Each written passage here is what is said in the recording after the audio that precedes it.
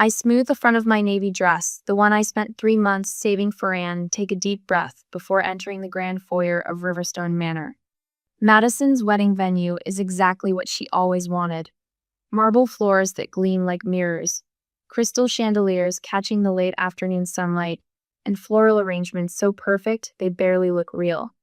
White roses and pale pink peonies cascade from pedestals placed at precise intervals, their subtle fragrance mingling with expensive perfume.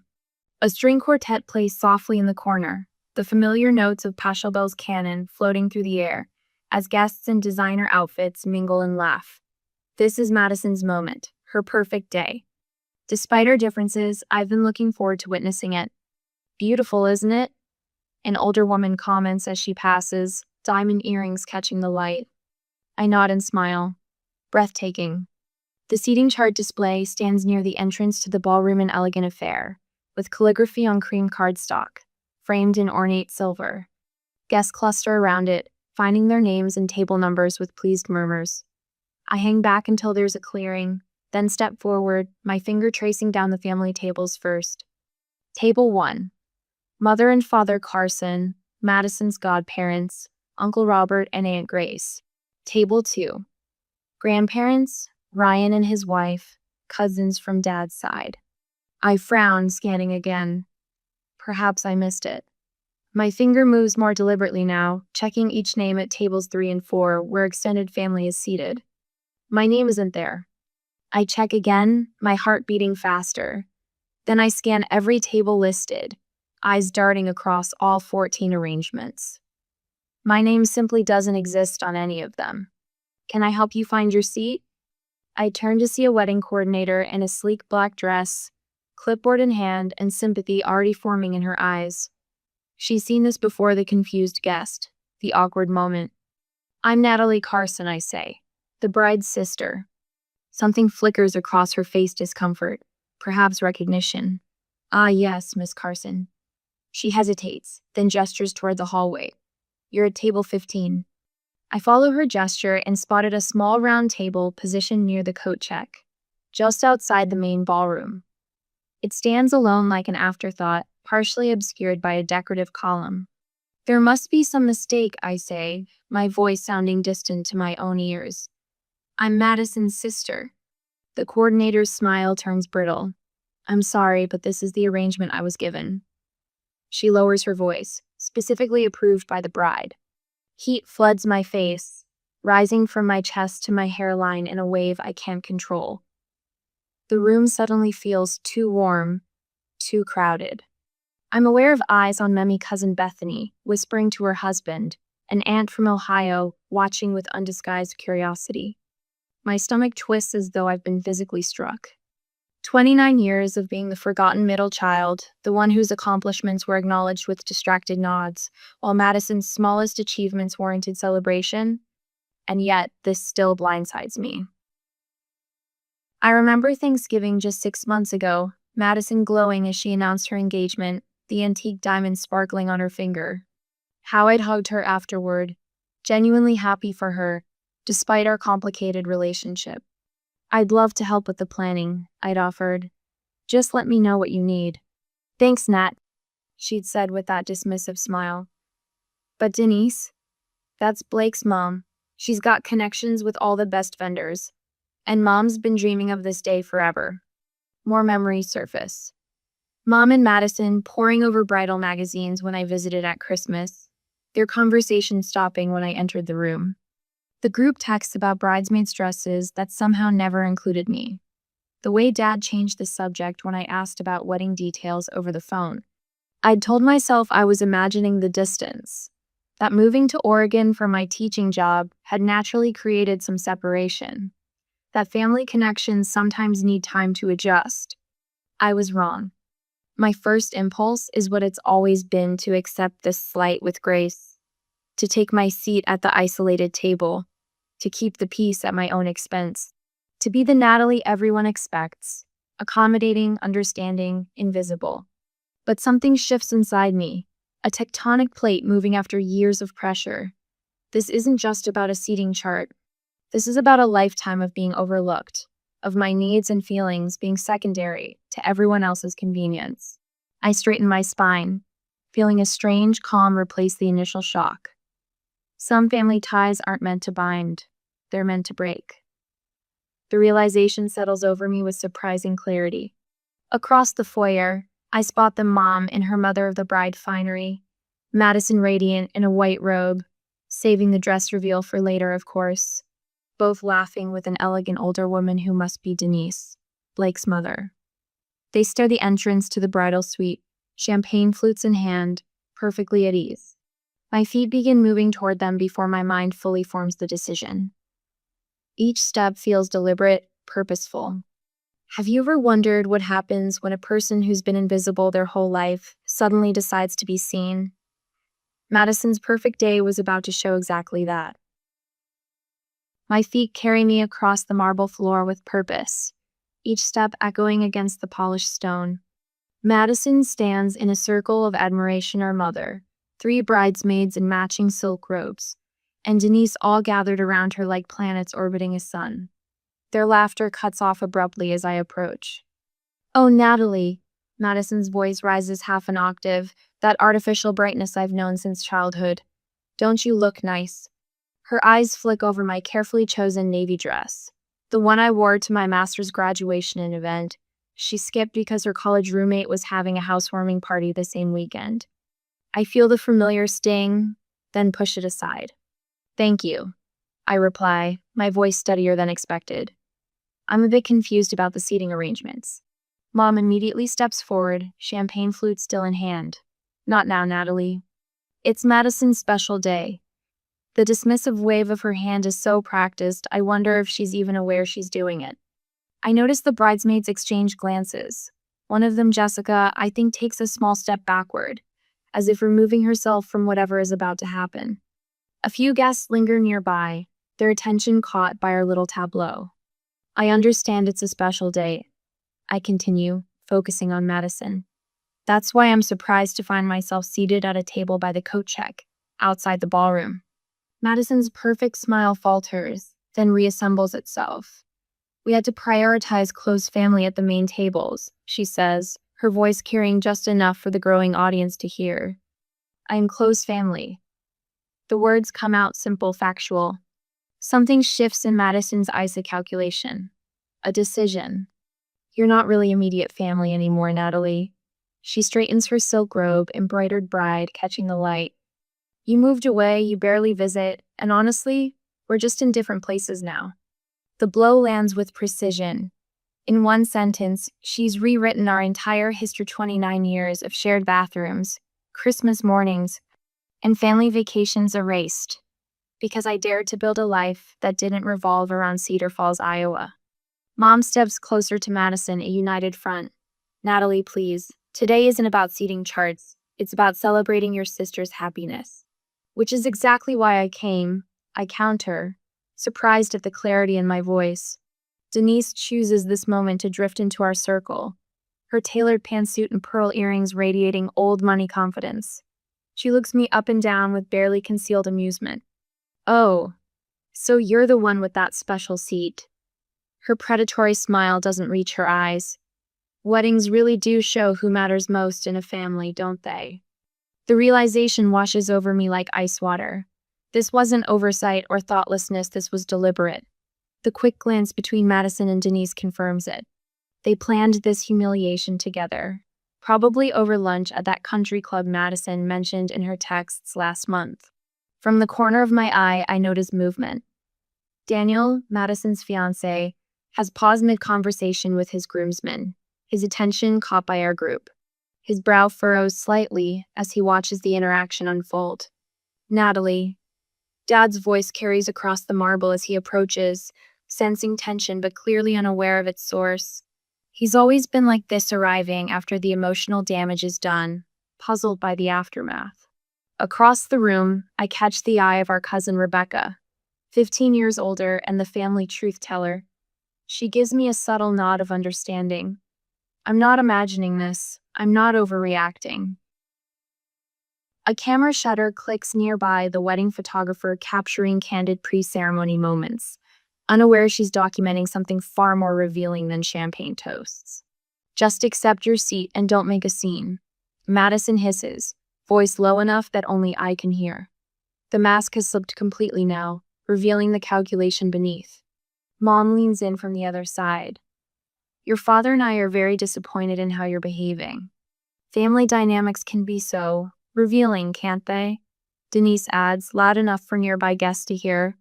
Her smug satisfaction reminds me of cats I've seen toying with wounded birds.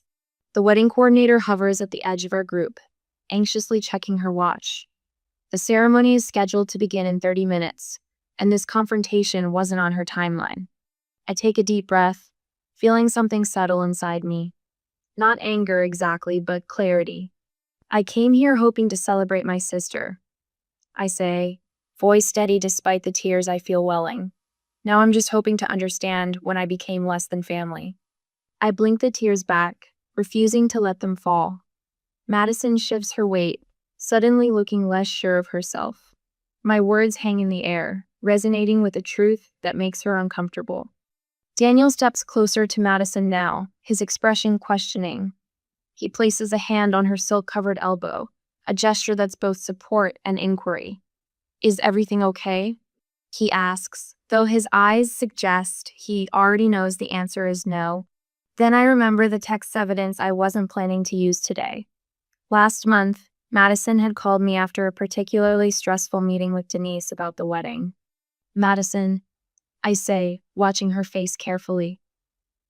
Remember our conversation last month about Denise? I believe your exact words were, Madison's eyes widen, all color draining from her face. She knows exactly what she said, a 15-minute rant about Denise's controlling nature, her inappropriate comments about Daniel's career choices, and her determination to make the wedding a showcase for her country club friends rather than a celebration of the couple. In this moment, I have a choice. I can repeat those words and watch the carefully constructed facade crumble. Or I can walk away with my dignity intact but my truth unspoken. The champagne in Mom's glass trembles slightly. Dad steps closer, confusion evident on his face. Daniel's attention is fully on us now, his gaze moving between Madison's suddenly panicked expression and my composed one. Denise narrows her eyes, sensing a shift in power she doesn't understand. I make my decision, straightening my spine as years of accommodating everyone else's comfort at the expense of my own falls away. Sometimes, truth is the kindest form of revenge. Madison, I think Denise would be very interested to hear what you told me about her wedding takeover. My voice is calm but carries just enough to ensure Denise catches every word, especially the part about her speech. Mother's fingers dig into my forearm as she pulls me behind a massive floral arrangement. Her pearls gleam under the chandelier light, a stark contrast to the fury darkening her face. You will apologize to your sister and take your assigned seat, she hisses, voice tight with controlled anger.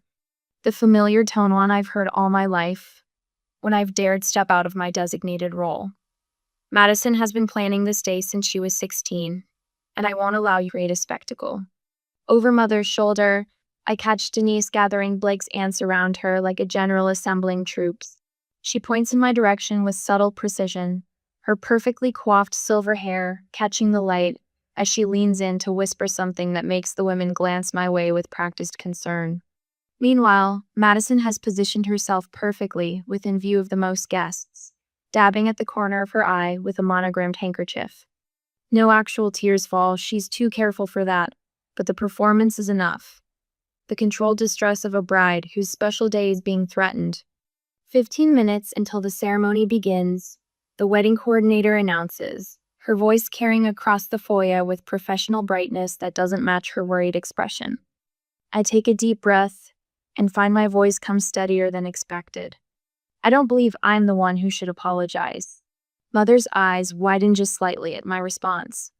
In 30 years, she's rarely heard this tone from me. The peacemaker, the one who steps aside, the one who accommodates. A flash of memory. My apartment moved to Oregon 3 years ago. Boxes stacked in my small rental car because no one offered to help. My phone call that night to share I'd arrived safely met with distracted responses, and Madison interrupting to discuss her promotion. Another memory surfaces: the state teaching award I received last spring. The ceremony I attended alone, watching other recipients celebrate with proud families. The congratulatory text I sent to the family group chat that received thumbed up reactions but no actual responses. The quiet dinner I made myself that night, opening a bottle of wine to toast my own accomplishment. This isn't appropriate, Mother continues, lowering her voice as a couple passes. People are watching, Natalie. They certainly are, I agree, feeling a strange calm settle over me, and they're seeing exactly what this family is. I straighten my shoulders, a physical manifestation of the internal shift I feel, the strength that comes from building a life without their approval, a quiet confidence I've never fully claimed until now. Mother's face tightens. Your father and I are very disappointed. In me, I finish for her, for expecting to be treated as family, or in Madison for deliberately excluding me. Before she can answer, I step away and walk with deliberate steps back toward where Madison stands with Denise. I choose my moment carefully when other guests are nearby, when retreating would make more of a scene than continuing. Denise, I say with a warm smile that doesn't quite reach my eyes. Madison was just saying the other day how stressed she was about seating arrangements. Madison freezes, champagne flute halfway to her lips. Denise's eyebrows lift slightly with interest. Oh? Denise tilts her head, the large diamond earrings catching the light. She seemed quite certain about everything when we reviewed the charts. I nod sympathetically. Planning is such a challenge, especially with so many important people to consider. The careful delivery maintains plausible deniability could be attempting to smooth things over, or I could be setting something in motion. The beauty lies in the balance. From the corner of my eye, I see Daniel approaching, concern etched across his features as he notices his bride's distress. My father finally appears as well, confusion evident in the furrow of his brow as he senses the undercurrent of tension. Across the room, Mrs. Thompson, me grandmother's oldest friend, catches my eye and offers a subtle nod. I'd helped her daughter find a teaching position last year. The wedding photographer moves unobtrusively around us, capturing candid moments that will tell a story beyond the posed portraits.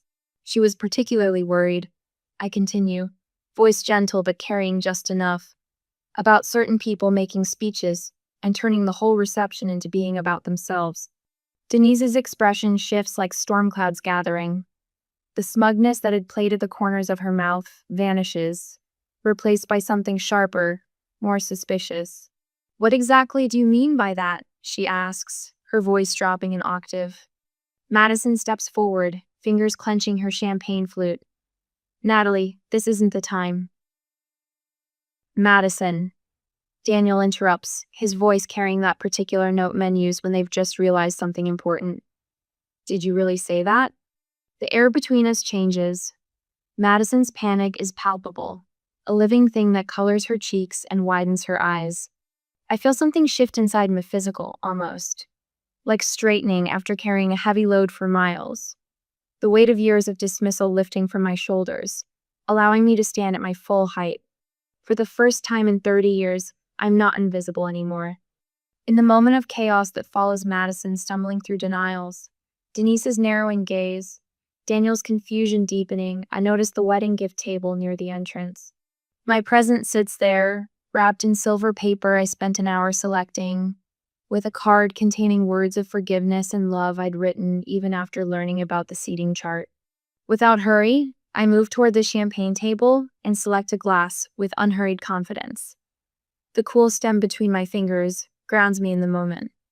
I take a small sip, watching the scene unfold with a clarity I've never experienced before. Denise turns to Madison, her voice cutting through the murmurs of nearby guests. Is this why you tried to change my speech 3 times? She demands, no longer bothering with discretion. What exactly were you afraid I would say? Madison's desperate denial crumbles under pressure. It wasn't like that, I just thought with so many speeches already.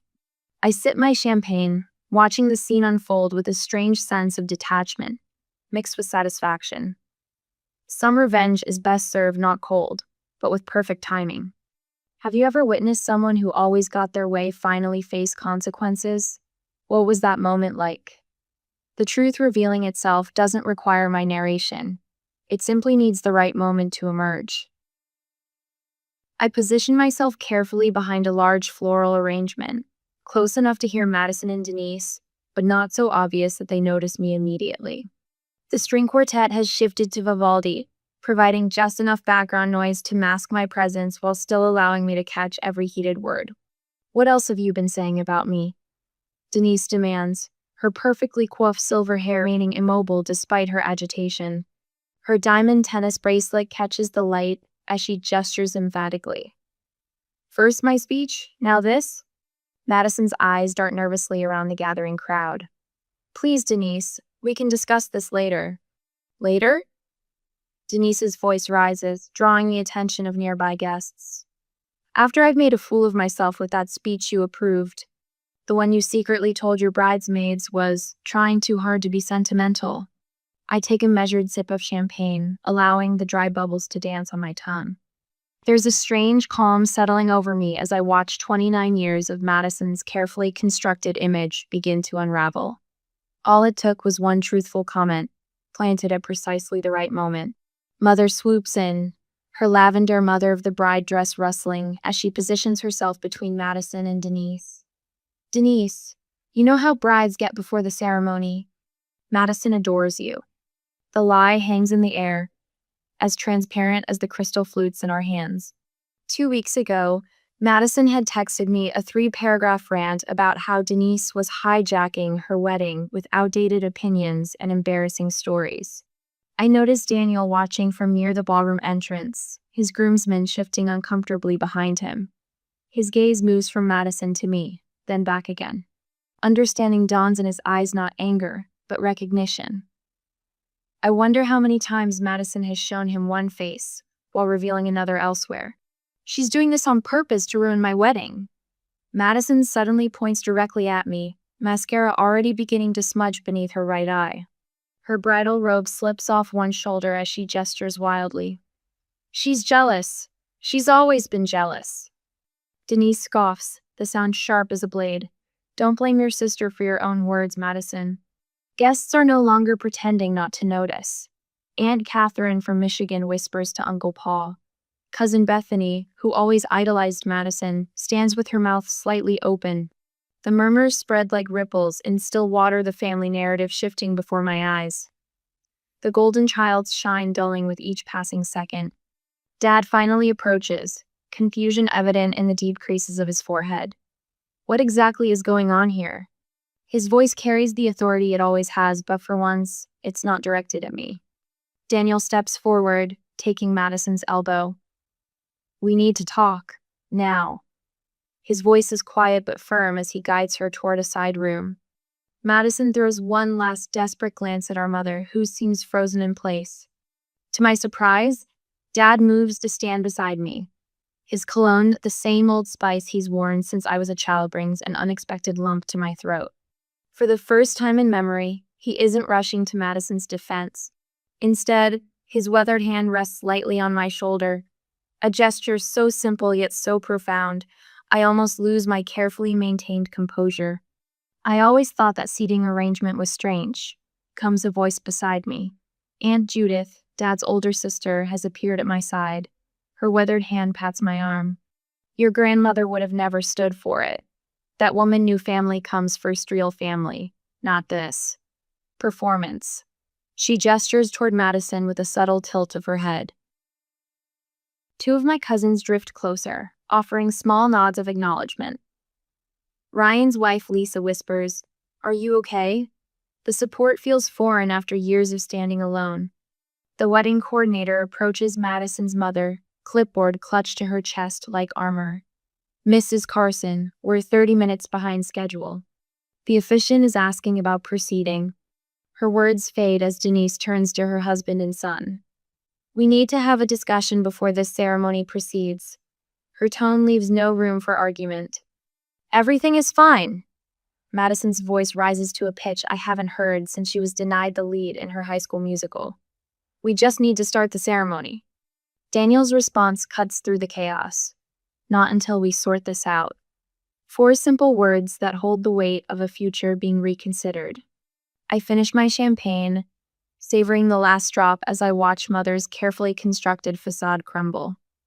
Her hands flutter uselessly at her sides, her practiced society smile replaced by naked panic. She sinks into a nearby chair, the elegant lines of her expensive dress now bunched unceremoniously. The woman who orchestrated every family gathering with precision can't control this unraveling moment. Madison's mascara has created delicate black rivers down her cheeks as she becomes increasingly frantic. She turns from person to person, first her bridesmaids, then Daniel, then back to Deniz of searching for someone who might still be under her spell. Her maid of honor stands awkwardly to the side, no longer sure of her role in this altered script. Across the room, Denise confers intensely with her husband, pointing emphatically toward Madison. Mr. Phillips, gray-haired and distinguished, nods gravely. Denise's brother joins them, leaning in to catch every word. The Phillips family has formed its own tight circle of whispered consultation. The wedding party has splintered before my eyes. Half of the bridesmaids hover near Madison, their matching pink robes clustered like cherry blossoms. Two others have drifted toward the outer edges of the room, exchanging meaningful glances. Daniel's groomsmen stand in an uncertain cluster, loyalty to their friend visibly wrestling with the awkwardness of the situation. One checks his watch, another loosens his tie. With unhurried steps, I make my way toward the gift table, where my carefully wrapped present sits among the others. The heavy cream envelope bearing my handwriting rests against the silver paper, containing the heartfelt letter I wrote before I knew the truth. "Are you leaving?" The wedding coordinator appears beside me, her professional mask slipping to reveal genuine concern. I offer her a small smile. "I'm just making one small adjustment." My hand reaches for my carefully wrapped present, the antique first edition of poetry I'd spent months hunting down because Madison once mentioned liking the author.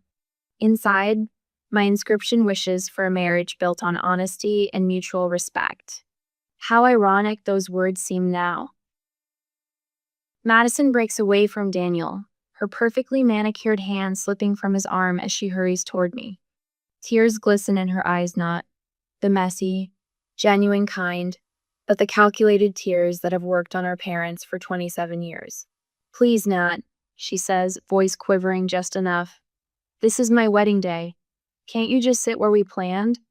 Mother appears at her side, a united front as always. Her expression is hardened from embarrassment to anger.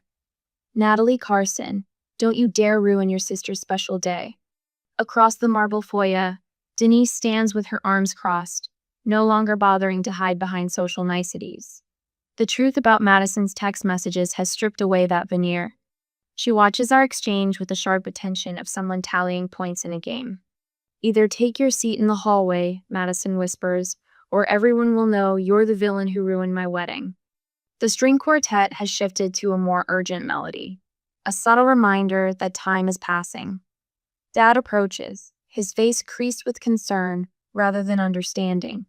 "Let's all calm down and proceed with the ceremony," he says, patting the air with his hands as if he could physically press down the tension rising between us. People are being seated. We're on a schedule. Behind him, guests filter into the ballroom, some casting curious glances our way. The wedding coordinator taps her clipboard nervously, checking her watch for the third time in as many minutes. Madison leans in, her expression hidden from the others. "I'll never forgive you if you ruin this for me," she hisses, breath warm against my ear. Never. 29 years of these moments flash through my mind, the subtle threats, the emotional manipulation, the way our family always coalesces around Madison's desires. But something has fundamentally shifted inside me. The familiar weight of accommodation feels unbearable now. "Miss," the wedding coordinator interrupts, "we really need everyone seated now. We're already 20 minutes behind schedule."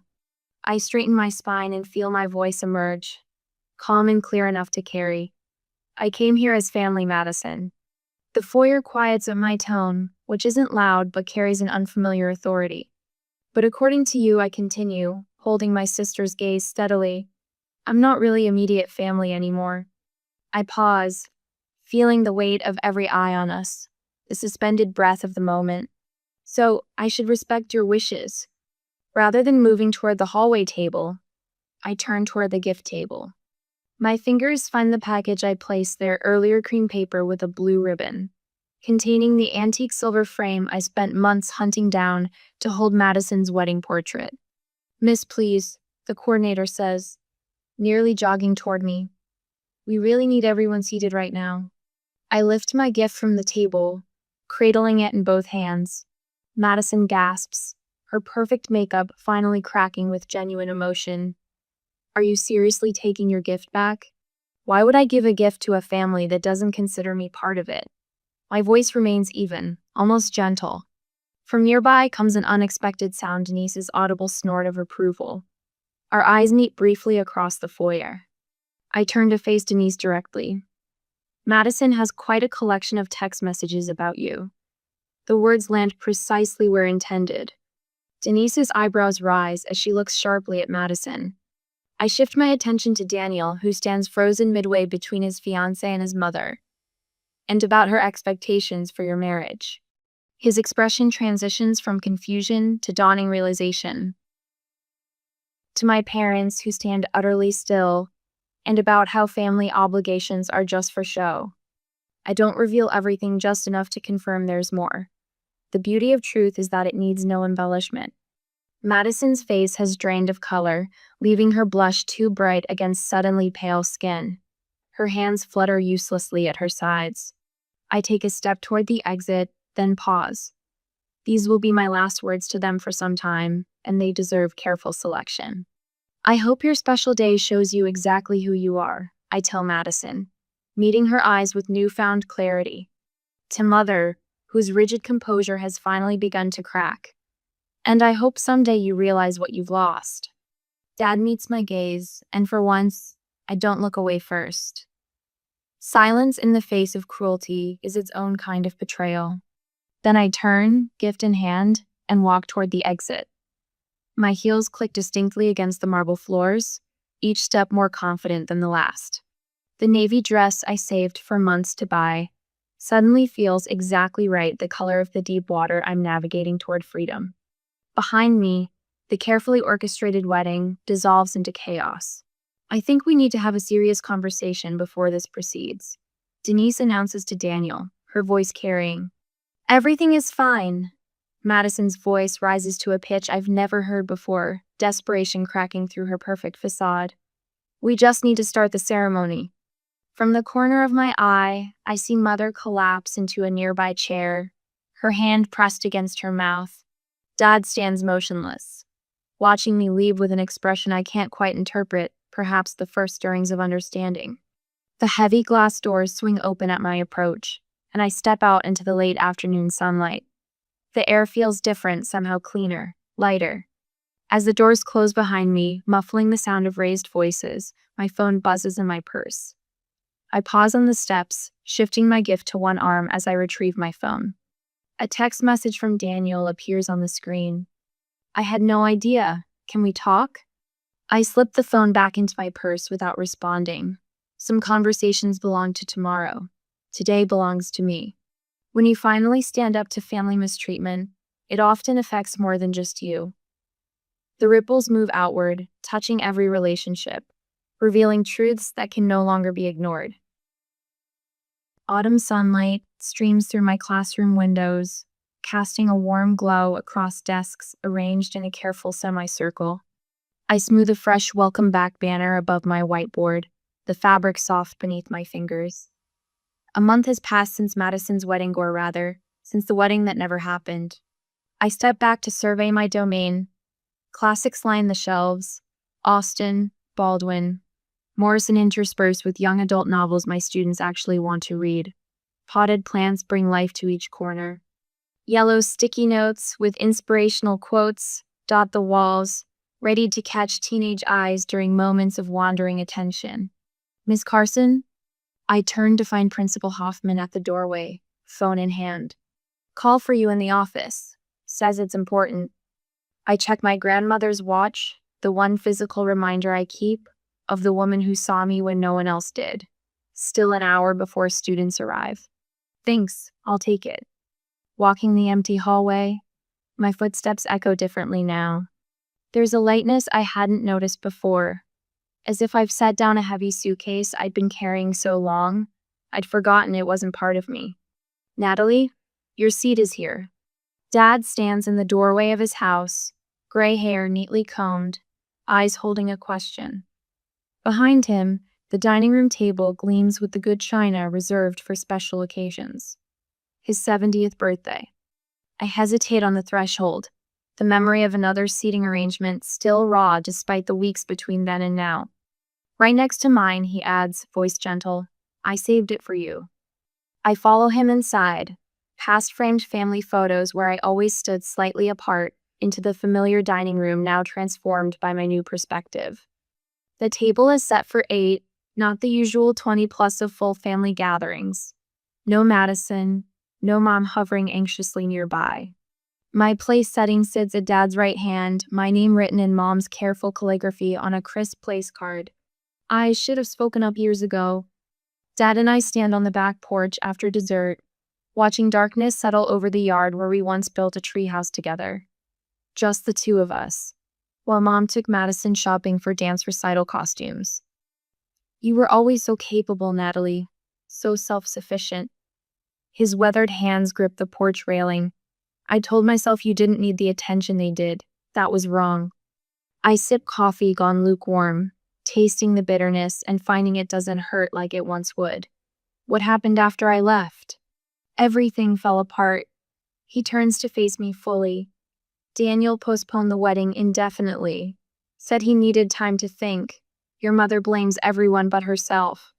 Madison refuses to attend any gathering where you might be present. And you? I ask. I'm learning to see what was always there. To Natalie Carson, who finally stopped setting herself on fire to keep others warm. Emma raises her glass, my other friends joining the toast. Our monthly dinner has become a lifeline of laughter and understanding. Tonight, I finally told them everything. I still can't believe you kept all those texts, Sophia says, refilling my wine. Strategic genius. Not genius, just self-preservation. I smile, memories of Madison's frantic face fading a little more each day. My therapist calls it evidence gathering. Apparently, I've been doing it for years without realizing. Speaking of evidence, James says, his hand finding mine under the table, I've been gathering some myself. Evidence that you're remarkable, Natalie Carson. His thumb traces circles on my palm, and I don't pull away. The envelope arrives on a Tuesday. Heavy cream stationery, my name in unfamiliar handwriting. Inside, an invitation to Madison and Daniel's rescheduled wedding, 3 months from now. A handwritten note falls into my lap. Natalie, this comes with Madison's reluctant permission, but my full intention. I've learned much about family these past weeks, about patterns that persist until someone finds the courage to break them. Your sister isn't ready to acknowledge her part. Perhaps she never will be. Whatever you decide, know that I respect the boundaries you've drawn. Daniel. I placed the invitation on my kitchen table, next to the birthday card my father sent last week. Not rushing, I consider what response honors both my his future. The gift I select is a beautiful serving platter. The card reads, some bridges shouldn't be rebuilt, but that doesn't mean you carry the ashes. I don't check the box for attending. To family, both the ones we're born with and the ones we choose. I raise my glass at the head of my dining table, Thanksgiving candles flickering across faces that reflect genuine warmth. My father sits opposite me, still learning to navigate holidays without Mom, who chose to spend the day with Madison. James stands beside me, steady and present. The empty chair between my father and my closest friend isn't an oversight. It's a reminder that some relationships remain works in progress, doors neither flung open nor permanently locked. Around us, conversation flows without the undercurrent of tension I once mistook for normal. No one here needs to raise their voice to be heard. No one disappears into the background. For the first time in my life, I'm hosting Thanksgiving, and every person at this table sees me completely.